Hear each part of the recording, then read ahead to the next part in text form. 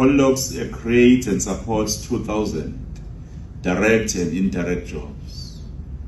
Each job, on average, sustained 8 family members. That means 16,000 people in this province can wake up tomorrow with a measure of security. Every job Conlock protects is a job the state does not have to replace with a grant. Welfare exists as a safety net. It should never be the plan. Employment is the plan, because employment restores dignity in a way that no grant ever can. We also see the ripple effects Conlock has on smaller businesses.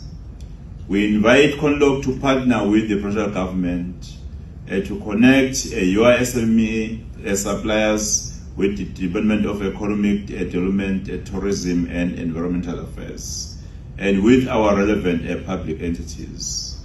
Help us get them funded. Help us get them a contract ready. When Conlock grows, we want the small businesses around Conlock to grow with you. We are equally ready to work with you on skills development, on the factory floor, and across your supply chain. Productive people build productive companies, and government has a role to play in the conditions around you.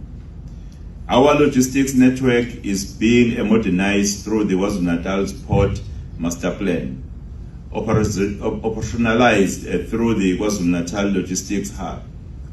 We are building the roads and ports that carry your product to the world.